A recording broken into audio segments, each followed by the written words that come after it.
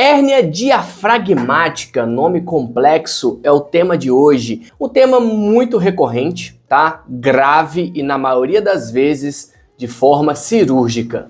Mas antes da gente dar continuidade aqui no vídeo, curtam, compartilhe, divulgue para os seus amigos. @GabrielBrasvetti é o meu Instagram e @ClínicaBrasvetti é o Instagram aqui da clínica. Deixe aqui nos comentários se você já viu ou se já teve um animal que possuiu hérnia diafragmática. A hérnia diafragmática, pessoal, nós temos normalmente dois tipos. A hérnia adquirida e a congênita. O que é isso? Não, doutor, o que quer dizer congênita? Difícil de identificar esse nome. O animal nasceu com esse problema. É congênito, ele nasceu com uma hérnia diafragmática. É um buraco onde passa órgãos da cavidade abdominal para a cavidade torácica. E isso leva a alguns sintomas, a alguns problemas que eu vou falar mais para frente para vocês. Já a adquirida, ela é mais comum acontecer em casos de trauma. Opa, trauma. Eu gosto de me confundir. Incomodando isso aqui. Então essa hérnia diafragmática adquirida, mais comum acontecer em casos de traumas, ou seja, acidentes automobilísticos. Muito comum, sendo moto, carro, caminhão, o que for.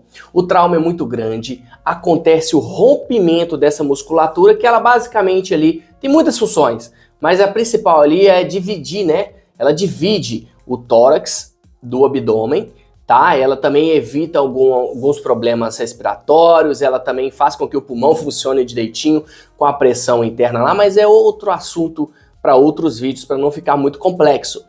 Mas, se a gente tem uma ruptura dessa divisória, os órgãos da cavidade abdominal vão subir, vão migrar para dentro da caixa torácica e isso vai trazer muita dificuldade respiratória para o pet. Independente se é cão, gato, qual animal for. Então, se nós temos muitos órgãos ali dentro da cavidade torácica, vai trazer várias complexidades, que aí nós vamos falar em sintomas, tá? Então, só recapitulando, a hérnia diafragmática pode acontecer tanto traumática, né, através de acidentes, que é o mais comum, principalmente automobilísticos, e congênita, quando o animal nasce com esse problema herniado, sai o órgão da cavidade abdominal e vai para a torácica. Só que isso vai trazer vários sintomas. E quais são eles? Nós temos os casos agudos e os crônicos. Nos casos agudos, nós temos a membrana da mucosa, as mucosas, né, do animal fica pálida, dá pra gente ver pela gengiva do animal, fica mais branca, ou então cianótica, meio arroxeada, azulada,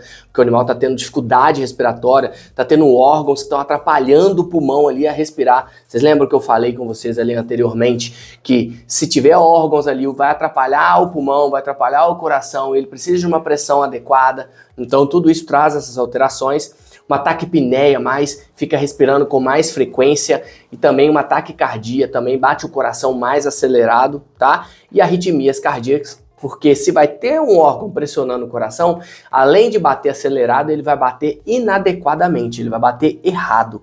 Em casos crônicos, nós temos a dispneia, que é a dificuldade respiratória mesmo, né? Já tem um tempo que o animal está sofrendo com esse problema. Às vezes o tutor sofreu um acidente, não estava sabendo, não levou no médico veterinário para resolver o problema de fato. E o animal persistiu, né, com essa dispneia. Intolerância a exercício, porque ele está fraco, está cansado. Tem muitos órgãos dentro da cavidade torácica, né?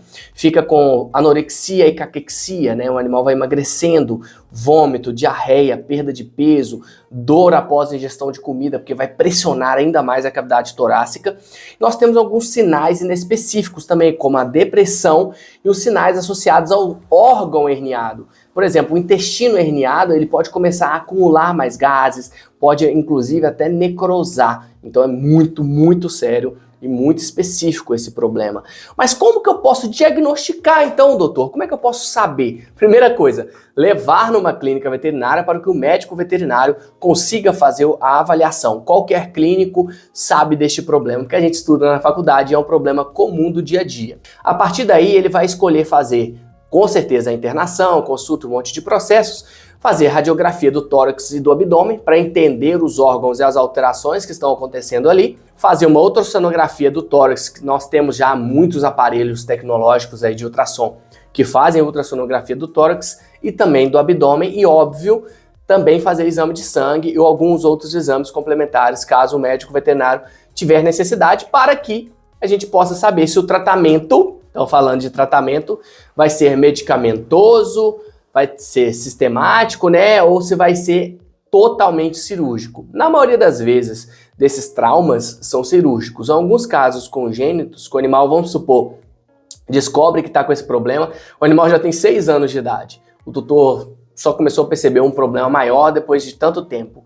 Aí sim a gente pode, às vezes, ir tratando, a gente vai querer fazer cirurgia, mas às vezes não tem membrana suficiente, tem que usar uma tela externa, tem que fazer implantes, então tem muitas alterações que tem que ser avaliadas entre o clínico ali e o cirurgião, que é muito importante. Então vamos pular para o tratamento aqui, pessoal. O tratamento, na maioria das vezes, é cirúrgico, podendo ser paliativo em casos congênitos, né? Mas depende da avaliação entre ali o clínico e o cirurgião para ver o que vai ser melhor para o animal, e não é qualquer cirurgião que faz. Mas vamos parar para pensar, existe uma prevenção para esse problema? Existe. Quando é congênito, até que não. Mas quando é traumático, por exemplo, uma hérnia diafragmática traumática, tem como você prevenir o trauma? Se você passeia com o seu animal de guia, se você não deixa ele ter acesso à rua, se você toma muito cuidado antes de sair na garagem, porque a maioria dos acidentes são na garagem. Só que na garagem dá mais problema ortopédico mesmo, fratura.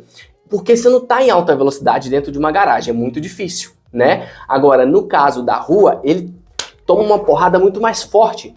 Então rompe esse diafragma com mais facilidade, por causa do aumento da pressão do impacto, tá? Um pouquinho da física aí na biologia. Então vamos ter muito cuidado com os nossos pets nas ruas, em qualquer outro ambiente, para evitar acidente e a gente prevenir esse grande problema, que na maioria das vezes são cirúrgicos e muito difícil, e tem uma complexidade assim, difícil até de expressar aqui no vídeo. Tá bom, pessoal? Fiquem com Deus, tenham um forte abraço, curtam, compartilhem, não deixem de divulgar. Vai lá nas nossas redes sociais, @Clínica Brasvet, é o Instagram aqui da clínica, e @Gabriel Brasvet é o meu Instagram.